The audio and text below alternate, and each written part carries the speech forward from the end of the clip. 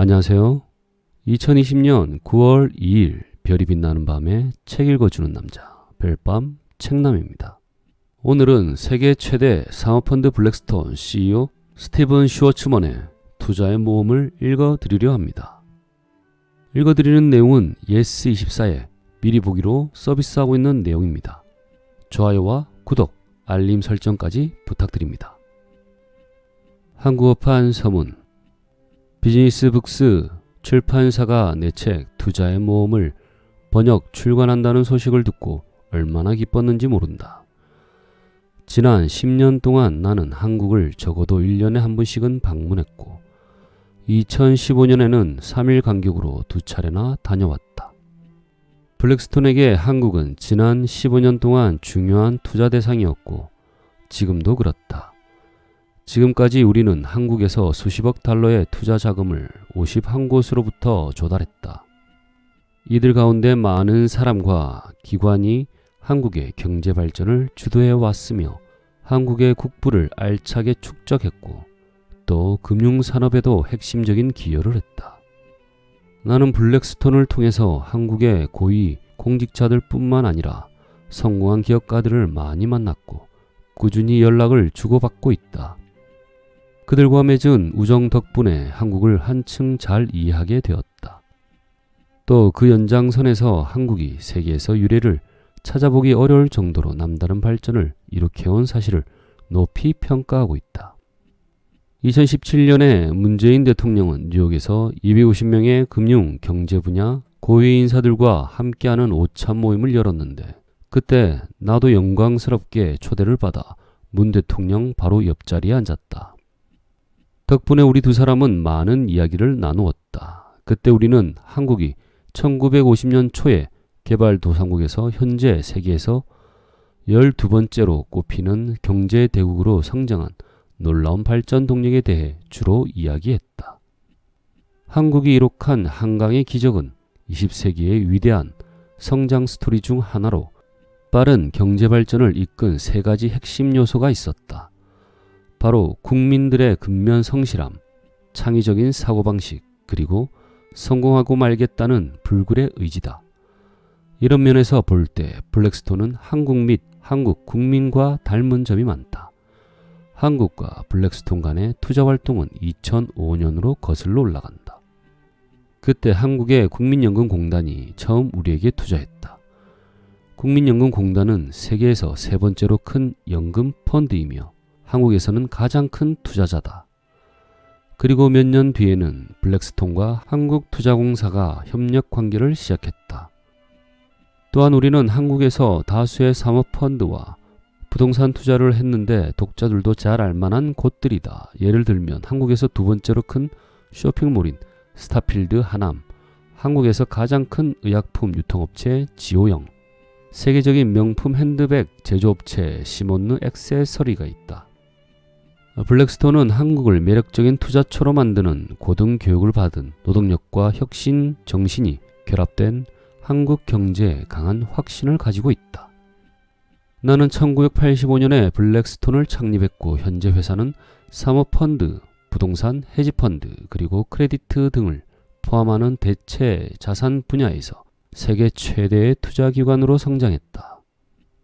우리는 전 세계 최고의 기관 투자자들 및 개인 투자자들이 투자한 돈, 예를 들면 국부펀드, 보험사, 수천만 명 은퇴자의 연금펀드 등을 관리, 운용하며 우리의 목적은 우리에게 투자한 사람들과 우리가 속해 있는 공동체를 위해서 장기적인 가치를 실현하는 것이다.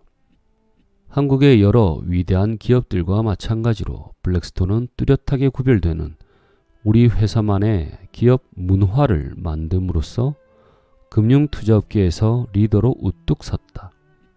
블랙스톤 기업 문화의 핵심은 능력주의, 기업가 정신에 입각한 혁신, 성실함, 규율, 그리고 평생 학습이다.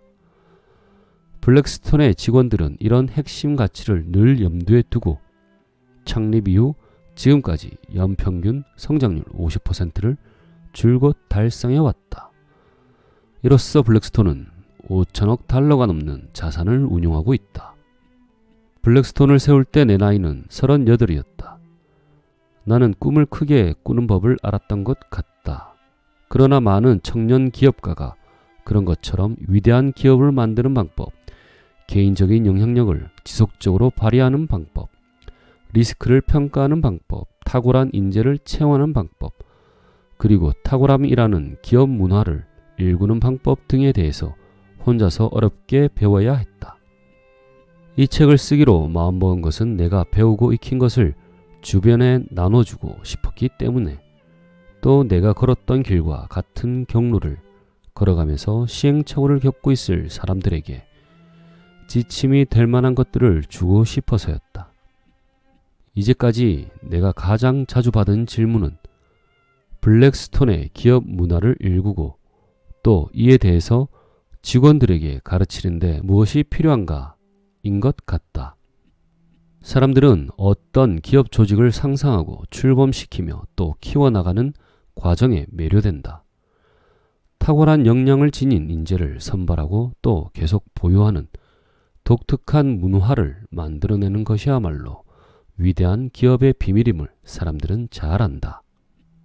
기업 문화는 이론적일 수 없으며 반드시 조직의 여러 핵심 구조와 프로세스에 녹아 있어야 한다는 것을 나는 경험을 통해 깨우쳤다. 예를 들어 블랙스톤에서는 회사의 모든 투자 결정을 검토할 때 적용할 시스템을 만들어냈는데 절대로 돈을 잃지 말아라는 단순한 개념에 뿌리를 두고 있다. 이 시스템은 의사결정 프로세스를 개인이 아니라 조직 차원에서 접근해서 어떤 투자 아이디어 속에 존재하는 주요 리스크들을 파악하고 분석하는데 철저하게 초점을 맞춘다. 우리는 투자에 뒤따르는 리스크의 모든 차원들, 즉 가치, 타이밍, 경쟁, 운영상의 어려움, 기회 등이 용이 주도하고 논리적으로 평가될 수 있도록 내부의 각 팀이 자기 투자 아이디어를 제시하고 공유하는 방식을 프로세스화 해두고 있다. 어떤 투자 결정을 내리기 위해 모일 때 우리가 지키는 한 가지 확실한 규칙이 있다. 그 자리에 둘러앉은 모든 사람이 반드시 발언해서 자기의 의견을 밝히는 것이다. 모든 투자 결정이 집단적으로 이루어질 수 있도록 하기 위해서다. 이런 식으로 블랙스톤의 모든 직원은 자신이 회사의 소유주인 것처럼 생각하고 행동하는 훈련을 받으며 그 결과 우리는 투자자들에게 강력한 신뢰를 주게 되었다. 블랙스톤의 프로세스가 성공을 거듭해왔다는 사실이 바로 우리 방식이 옳았음을 증명한다. 기업 문화는 반드시 온 정성과 노력을 다해서 지켜나가야 한다. 어떤 조직이든 문화가 다음 세대로 자동적으로 전해질 거라고 생각해서는 안 된다. 기업 문화가 직원이 성공을 거두는데 도움이 되도록 하려면 기대치와 지침을 명확하게 하고 이를 직원들과 끊임없이 공유할 필요가 있다. 그런데 기업 문화에서 또 하나 중요한 요소는 실패에 접근하는 방식이다. 성공한 기업이나 개인은 무언가 잘못됐을 때 그 과정에서 나타났던 온갖 착오를 분석한다. 실패는 몰랐던 것을 배우고 점점 나아질 크나큰 기회를 가져다 준다. 정직하게 평가한다면 실패는 어떤 기업이나 개인이 미래에 성공할 수 있도록 경로를 올바르게 바꿔 놓을 잠재력을 가진다. 나는 지난 50년 동안 전 세계 사람들을 만나고 월스트리트에서 일하면서 또 블랙스톤을 오늘날의 세계적인 금융기관으로 성장시키면서 엄청나게 많은 것을 배웠다. 그러나 성공은 쉽게 오지 않았으며 내가 걸었던 여정은 결코 순탄하지 않았다. 이 책은 어떻게 탁월함을 획득하는지, 어떻게 영향력을 행사하는지, 그리고 어떻게 유의미한 결과를 얻는지 등 그동안 내가 배웠던 가장 중요한 통찰들을 담고 있다. 또한 여러 나라에서 번역되었는데 미국은 물론 중국에서도 출간과 동시에 베스트셀러에 올랐다. 고맙게도 여러 경영인들과 기업가들, 학계 학자들 그리고 학생들이 이 책을 좋게 받아들였다. 책이 담고 있는 유용하면서도 실천적인 도움들을 높이 샀기 때문이 아닐까 싶다. 나는 사람들이 자기 자신이나 자기 조직이 보다 큰 성공을 거둘 수 있는 길로 나아가도록 혹은 그 길을 만들 수 있도록 돕는 일과 인생을 위한 25가지 원칙을 책에 담았다. 이 책은 또한 위기의 순간에 발휘되어야 할 리더십에 대한 결정적인 교훈들도 담고 있다. 자신과 조직을 위한 기회를 인식하는 방법, 예상치 않았던 역풍과 실패에서 회복하는 방법, 불확실한 환경, 예를 들면 코로나 바이러스 감염증의 대유행에서 기업을 운영하는 방법 등이 그런 것들이다. 이번 팬데믹에 대한 한국의 성공적인 대응은 효율성과 편의성을 동시에 보여준 국제적인 모범 사례로 널리 인정받았다. 그러나 코로나 바이러스 감염증 19는 한국과 중요한 경제 관계를 맺고 있는 세계 여러 나라, 특히 북아메리카와 유럽 그리고 신흥시장의 많은 나라에 엄청난 손실과 충격을 줬다. 책에서 다룬 또 하나의 주제는 자선활동으로 내게 있어 인생에 매우 중요한 요소다. 나는 내가 했던 공적인 봉사와 자선활동의 여러 사례를 책 속에 실었다. 한국의 전통이 나눔이듯이 자기가 가진 것을 공동체에 돌려주려고 함께 일하는 사람들이야말로 엄청난 변화와 결과를 만들어낼 수 있다고 나는 믿는다. 이 책이 나오기까지 3년 가까운 시간이 걸렸다. 블랙스톤과 나 자신에게 도움이 되었던 소중한 교훈들을 하나도 빠뜨리지 않고 싶어서였다. 나는 내가 습득한 지식과 지혜를 사람들에게 나눠 주고 싶다. 그래서 사람들이 내가 저질렀던 실수를 피해서 한결 쉽게 성공의 길을 걸어갈 수 있으면 좋겠다. 시간을 들여서 이 책을 읽겠다고 마음먹은 독자에게 감사를 표한다. 재미있고 영감을 주며 즐거운 읽을 거리가 되면 좋겠다. 그리고 인생에서 성공하는데 조금이라도 도움이 되기를 바란다. 프롤로그. 최고는 타고나는 게 아니라 만들어지는 것이다. 1987년 4월 MIT에 연기금 운용팀을 만나러 보스턴으로 날아갔다. 당시 나는 블랙스톤 제1호 펀드에 투자금을 모으려고 애쓰던 중이었다. 목표는 10억 달러였다. 그렇게만 된다면 블랙스톤은 사모펀드 중에서는 가장 큰 펀드가 될 것이고 세계에서는 세 번째로 큰 펀드가 될 수 있었다. 그야말로 야심찬 목표였다. 많은 사람들이 안 될 것이라고 했지만 나는 작은 목표든 큰 목표든 달성하기 어렵기는 마찬가지라고 믿는다. 작은 목표와 큰 목표의 유일한 차이는 달성했을 때 나타나는 결과의 차이다. 누구든 결정적인 일을 할 수 있는 기회는 단 한 번뿐이므로 정말로 그것 하나에 집중할 만한 목표를 추구하는 것이 중요하다. 성공하려면 그런 목표의식과 집중이 반드시 필요하다. 그러나 나는 수없이 많이 거부당했고 서서히 패닉 상태로 빠져들고 있었다. 1985년 피터 피터슨과 함께 블랙스톤을 설립했을 때만 해도 우리는 큰 꿈을 품고 있었으며 정교하게 설계한 전략을 가졌다. 그러나 기회가 다가오는 속도는 우리가 계획했던 속도에 비해 훨씬 더뎠다. 피터와 나는 리먼 브라더스라는 유명한 투자은행에서 함께 일하며 월스트리트의 정점에 서본 사람들이었다.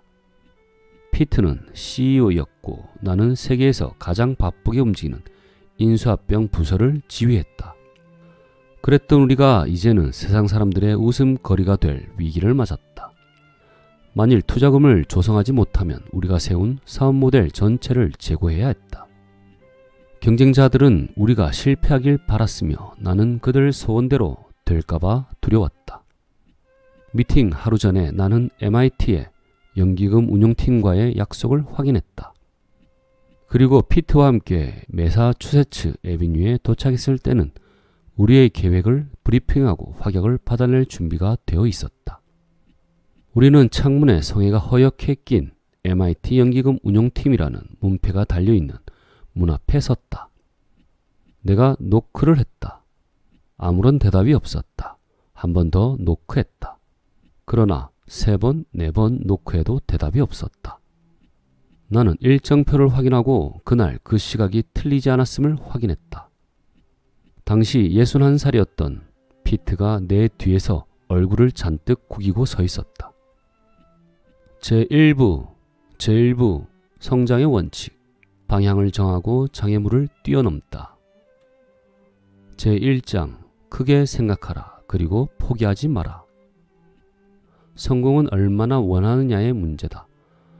아버지가 운영하던 포목점 슈워츠먼스 커튼앤드 리넨은 필라델피아에서도 중산층이 거주하던 프랭크퍼드 지구에 있었다. 가게 위로는 고가 철도가 지나갔다. 가게에서는 포목류와 침구류 및 생활용품 등을 팔았다. 가게는 바빴고 물건은 좋았으며 가격도 적당했고 고객들은 충성심이 높았다. 할아버지로부터 가게를 물려받은 아버지는 박학다식했고 부침성이 좋았다. 아버지는 그 가게를 운영하는 게 즐겁고 행복했다. 성실하고 똑똑한 분이었지만 사업을 확장해야겠다는 야심은 전혀 없었다. 10살 때부터 나는 가게에서 일하기 시작했다. 보수는 1시간에 10센트였다. 얼마 후 할아버지에게 시급을 25센트로 올려달라고 말했지만 단칼에 거절당했다. 네가 시급 25센트를 받을 만큼 일을 한다고 생각하니? 내가 생각해봐도 분명 그렇지 않았다.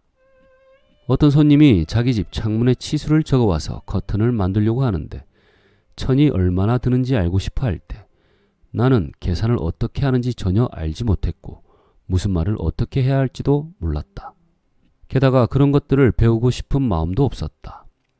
정신없이 바쁜 크리스마스 시즌에는 금요일 밤과 토요일마다 노부인들에게 리넨 손수건을 파는 일을 했다. 손님이 손수건에 대해 물으면 나는 가격이 1달러도 되지 않은 거의 똑같이 생긴 손수건 상자를 일일이 열어야 했다. 그리고 손님이 손수건을 사거나 사지 않거나 다시 그 많은 손수건 상자를 포장해야 했다. 심지어 이 일은 5분이나 10분마다 똑같이 반복되었다. 그것도 몇 시간 동안이나. 정말이지 시간 낭비라고 생각했다. 가게에서 일한 지 4년차에 접어들었을 때 나는 성격이 고약한 어린아이에서 논리적으로 따지기 좋아하는 10대 소년으로 성장해 있었다. 나는 이 일자리가 나의 사회적인 삶에 주는 불이익에 특히 화가 났다. 미식 축구를 하러 가거나 학교 댄스 파티에도 가지 못했다. 내가 속하고 싶었던 세상으로부터 차단된 채 가게에 처박혀 있어야 한다는 사실이 불만스러웠다. 그러나 나는 선물 상자 포장 기술은 끝내 완벽하게 익히지 못했지만 우리 가게의 성장 잠재력이 무엇인지는 알 수 있었다. 당시 가장 위대한 세대라 불렸던 이들이 전쟁터에서 돌아왔다. 우리는 예외적일 정도로 평화롭고 풍요로운 시대를 살게 되었다. 주택이 들어서고 교회가 확장되고 있었으며 출생률이 치솟았다. 즉 침대와 욕실 수요가 늘어나고 그만큼 리넨 수요가 늘어났다는 말이다. 필라델피아에서 가게 하나만 가지고 무엇을 하겠는가? 미국인이 리넨을 생각할 때면 슈워츠먼스 커튼앤드 리넨이 무조건 자동적으로 떠오르게 만들어야 한다. 지금의 배드베스 앤드 비욘드가 그렇듯이 나는 우리 가게가 대서양에서 태평양에 이르는 세계 각지에서 호황을 누리는 상상을 했다. 그것은 지루함을 참으면서 손수건을 접을 수 있게 해주었던 꿈이었다. 그러나 아버지는 이 생각에 반대했고 나는 목표를 조금 낮추었다. 그럼 펜실베니아에서만이라도 확장할 수 있잖아요. 아니, 나는 그럴 생각이 없어. 그럼 필라델피아만이라도요. 그건 어렵지도 않잖아요. 나는 정말 아무 관심이 없어. 어떻게 관심이 없을 수가 있어요? 가게에 손님들이 끊임없이 들어오잖아요. 우리도 시어스처럼 될 수 있다고요. 당시 시어스 백화점은 도처에 있었고 제일 유명했다. 아버지는 왜 하고 싶지 않다는 거예요? 사람들이 우리 금전 등록기에서 돈을 훔쳐갈 거야. 아버지, 사람들이 돈을 왜 훔쳐가요? 시어스 매장은 전국에 다 있잖아요. 성공할 게 확실하다니까요. 왜 확장하는 걸 원하지 않으세요? 우리도 얼마든지 커질 수 있어요. 스티브, 나는 지금 아주 행복해. 좋은 집을 가지고 있고 자동차도 2대나 있어. 너와 네 동생들을 대학에 보낼 돈도 충분히 있지. 이런데 뭐가 더 필요하겠니? 필요한 게 있고 없고의 문제가 아니라 하고 싶으냐 아니냐의 문제잖아요. 그래, 난 그렇게 하고 싶지 않아. 그렇게 하면 나는 행복하지 않을 거야. 정말 이해가 안 돼요. 성공할 게 확실한데. 지금에야 나는 그때의 아버지를 이해한다. 관리자가 되는 방법은 누구나 배울 수 있다. 지도자가 되는 방법도 누구나 배울 수 있다. 그러나 기업가가 되는 방법은 배울 수 있는 게 아니다. 반면에 어머니는 조금도 가만히 있지 않을 정도로 부지런하고 야망이 있었다. 이런 어머니가 아버지를 훌륭히 보완하는 역할을 했다. 어머니는 우리 가족의 이름을 세상에 알린 분이다.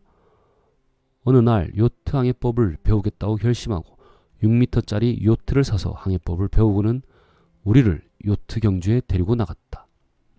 내 생각에 어머니는 우리 가족을 케네디 대통령의 출생지이자 휴양지로 유명한 하이에니 스포트의 짠내나는 바닷바람에 머리카락을 휘날리는 케네디 집안 사람들 정도로 상상했던 것 같다. 이때 어머니가 키를 잡았고 아버지는 어머니의 지시를 따랐다. 그리고 어머니는 많은 트로피를 땄다. 쌍둥이 동생들과 나는 늘 어머니의 승부욕을 우러러봤다. 시대를 잘 만났더라면 어머니는 분명 대기업의 CEO가 되었을 것이다. 우리는 필라델피아에서 거의 유대인 마을이라고 할 수 있는 옥스퍼드 서클에서 벽돌과 석재로 만든 집에서 살았다. 나는 깨진 유리 조각들이 나뒹구는 운동장에서 놀며 자랐고 주변에는 담배를 피우는 아이들이 많았다. 가장 친한 친구 한 명은 우리가 살던 곳의 길 건너편에 살았는데 아버지가 마피아에게 살해되었다.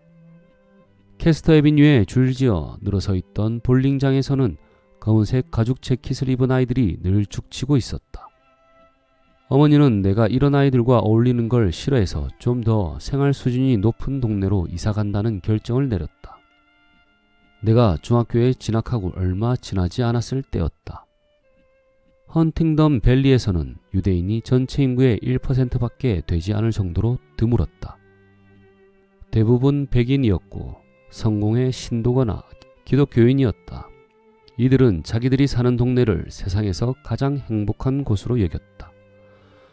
나는 나로서는 그곳에서의 생활이 믿을 수 없을 정도로 평온했다. 나를 해코지하는 사람도 위협하는 사람도 없었다. 나는 학교에서 성적이 좋았고 주 선수권 대회에 출전하는 육상부에서 주장을 맡았다. 1960년대에 미국은 경제적 사회적으로 미국이 세계의 중심이라고 여겼다. 베트남 전쟁에 관여하는 비중이 점점 커지고 있었고 성과 관련된 시민권에서 전쟁에 대한 태도에 이르기까지 모든 것이 바뀌고 있었다. 나는 대통령이 텔레비전에 나오는 것을 보며 성장한 미국의 첫 번째 세대였다. 우리의 지도자는 신화에서나 봄직한 그런 인물들이 아니었다. 그들은 우리처럼 언제든 가까이 다가갈 수 있는 사람들이었다. 에빙턴 고등학교도 내가 2학년 때 이런 변화의 물결에 휩쓸렸다. 펜실베이니아 주법에 따라 우리는 아침마다 학교에서 성경에 나오는 구절을 들었으며 주기도문을 외웠다. 나는 전혀 개의치 않았지만 엘러리 쉔프의 집안에서는 그렇지 않았던 모양이다. 그들은 유니테리언 교도였는데 기독교를 강조하는 학교 방침이 헌법 수정 조항 1조와 14조에 규정된 권리를 침해한다고 여겼다. 그래서 소송을 제기했고 미국 대법원에서는 8대1로 펜실베이니아 주법이 정한 기도 조항은 헌법에 위배된다는 판결을 내렸다. 이 사건으로 에빙턴 고등학교는 전국적인 관심을 받았다. 많은 기독교인들은 이 사건이 공립학교에서 종교 종말이 시작되는 시발점이라고 주장한다. 달릴 수 있을 때까지는 계속 달려라. 고등학교 2학년 때 학생회장으로 선출되면서 나는 처음으로 혁신가가 된다는 것이 무엇을 의미하는지 경험했다. 아버지의 가게를 최초의 배드베스 앤드 비욘드로 바꾸자는 내 의견은 좌절되었다. 그러나 학생회장이 되어서는 뭔가를 책임지고 내 의지로 바꾸거나 밀어붙일 수 있었다. 2학년에서 3학년으로 올라가기 전 여름에 우리는 캘리포니아로 여행을 떠났다.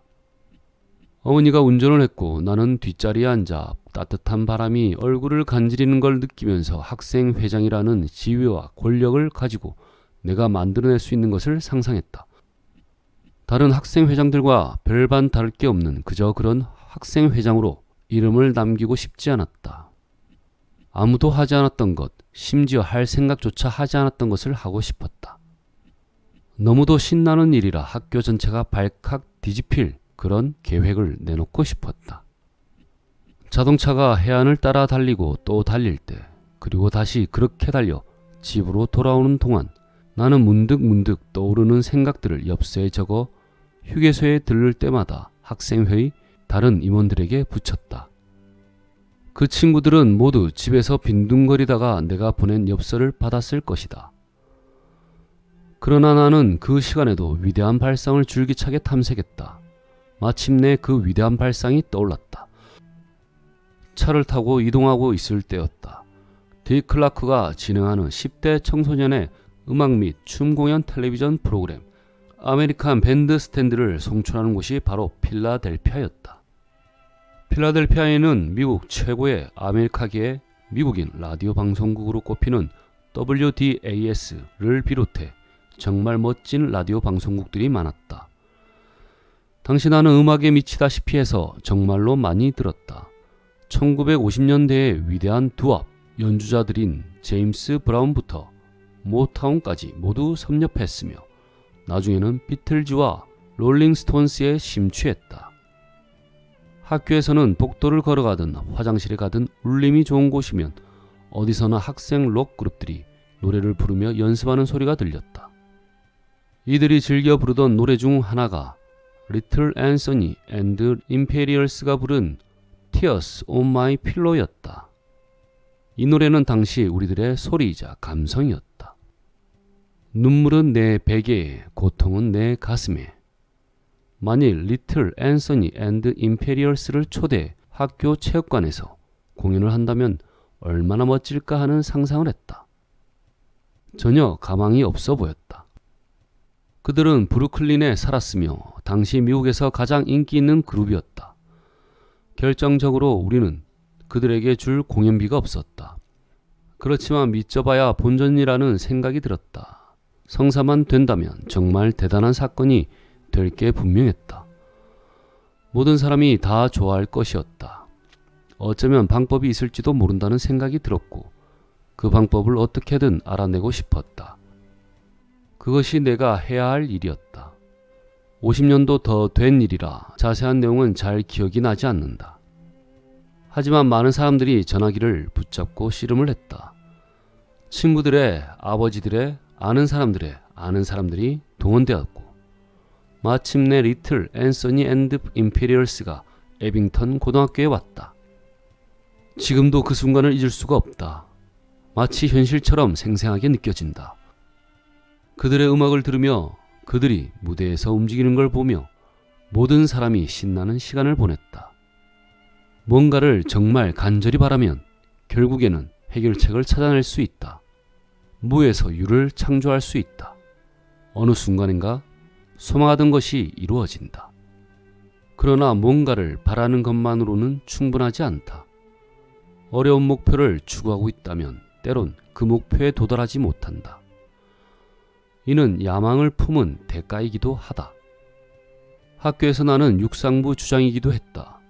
당시 코치였던 잭 암스트롱은 중간 정도 키에 체격도 중간쯤 되었으며 회색 머리카락을 귀 뒤로 단정하게 빗어넘긴 헤어스타일을 하고 있었다. 그는 매일 똑같은 갈색 추리닝에 바람막이 점퍼를 입고 초시계를 목걸이처럼 걸고 있었다. 그리고 매일 똑같이 긍정적이고 쾌활한 모습으로 우리를 대했다. 그는 단 한 번도 고함을 지르거나 화를 낸 적이 없었다. 자기가 하는 말을 강조하고 싶을 때 목소리 톤을 조금 높이거나 낮추거나 억양을 약간 바꾸는 게 전부였다. 저 친구들이 방금 한 거 잘 봐. 너희들은 열심히 하는 척만 하고 있잖아. 훈련을 마치고 나면 완전히 녹초가 되었다. 너무 힘들어서 토하지 않은 날이 하루도 없었다.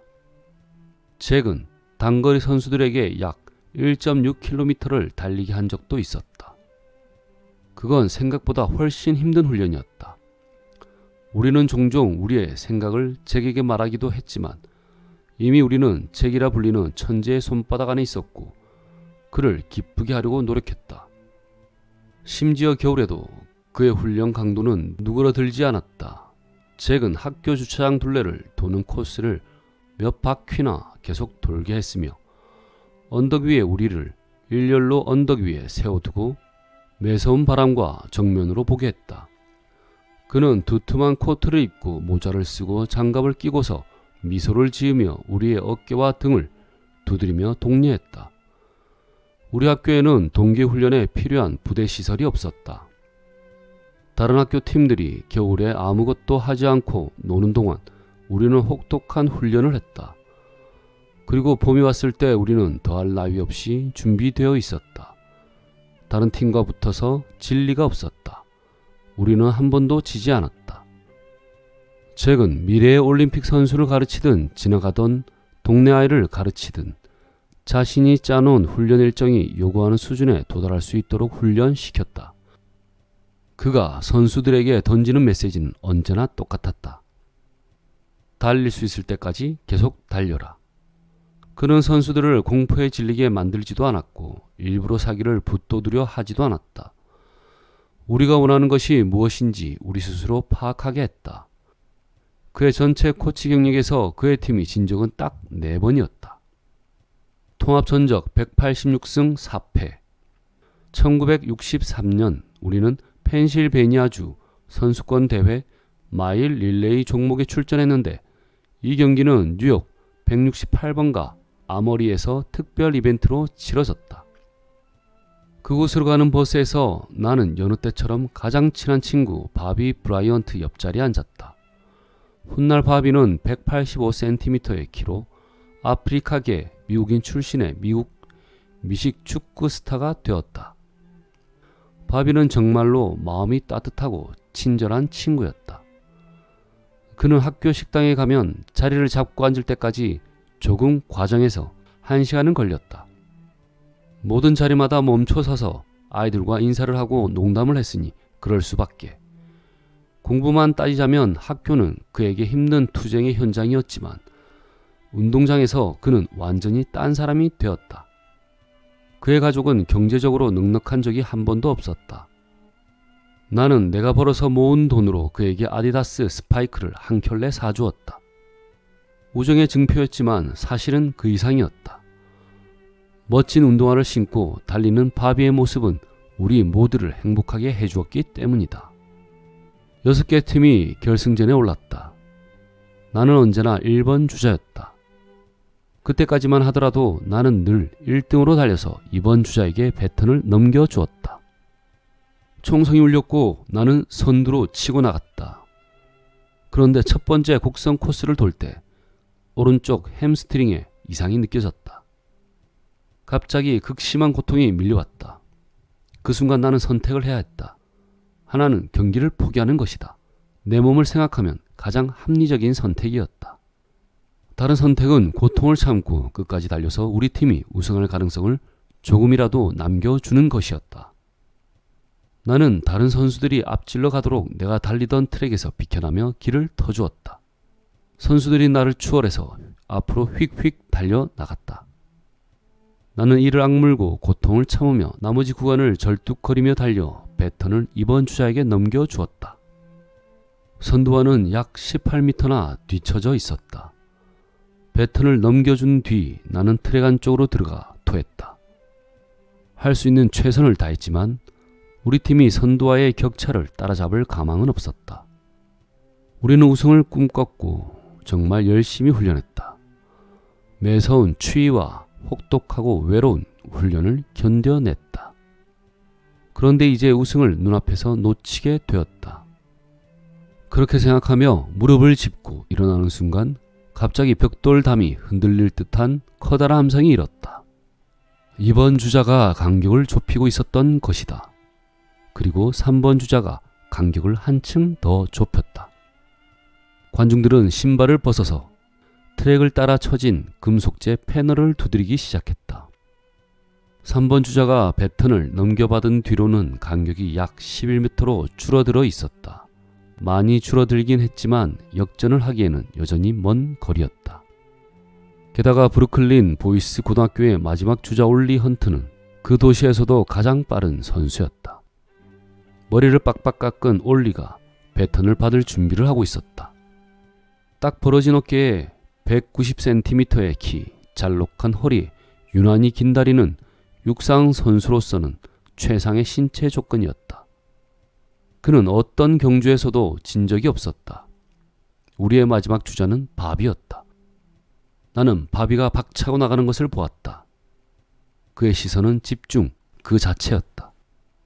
오로지 헌터의 등만 바라보고 있었다. 한 걸음씩 떼놓을 때마다 그는 헌터를 따라잡고 있었다.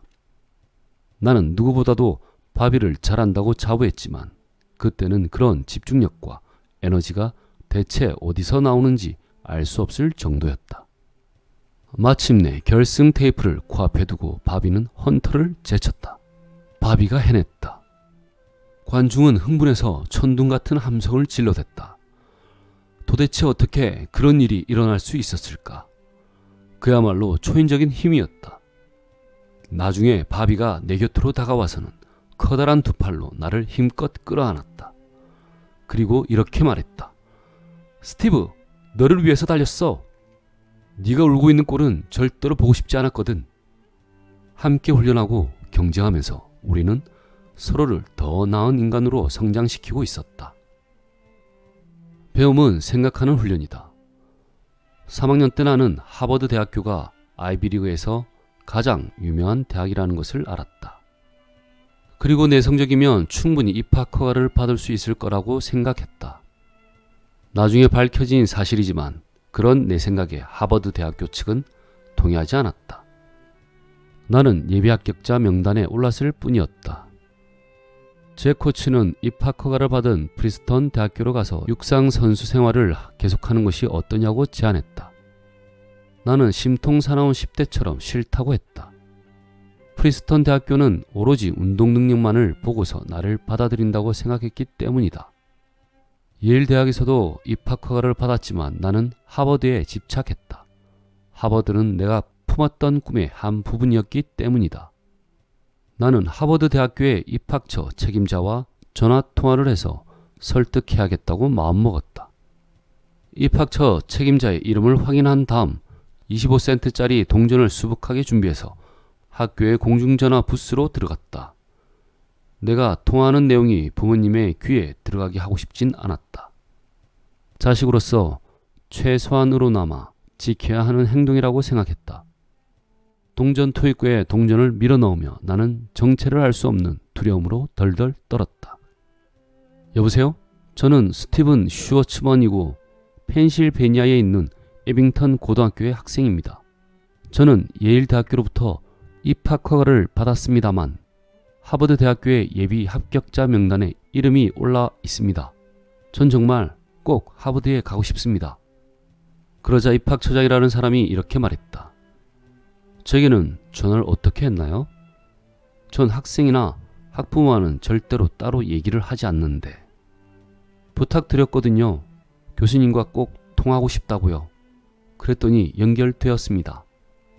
미안하지만 예비 합격자 명단에 이름이 올라있는 학생과는 접촉할 수 없게 되어 있어요. 그리고 현재 신입생 정원은 다 찼어요. 정말 실수하시는 거예요. 저는 크게 성공할 겁니다. 그러면 교수님도 저를 하버드에 받아주신 걸 무척 잘했다고 여기실 거예요. 학생이 성공할 거라고 저도 확신해요. 그렇지만 예일대학교는 정말 좋은 학교이고 학생도 그곳에서 정말 좋은 경험을 할 거예요. 저도 그렇게 생각합니다만 그렇지만 제가 전화를 드리는 건 하버드에 가고 싶기 때문이에요. 무슨 말인지 알겠지만 저로서는 학생을 도와줄 수 없군요. 결국 그렇게 통화가 끝났다. 송수화기를 내려놓으면서 나는 무너져 내렸다. 입학처장을 설득할 수 있다고 스스로를 과대평가했던 것이다. 나는 거부당했다는 사실을 받아들이고 예일에 가기로 했다. 학생회장으로서 했던 마지막 연설에서 나는 교육에 대한 내 나름의 철학에 대해 이야기했다. 오늘의 책은 여기까지입니다. 나머지는 책에서 확인하시기 바랍니다. 가시기 전에 구독과 좋아요, 알림 설정까지 부탁드립니다.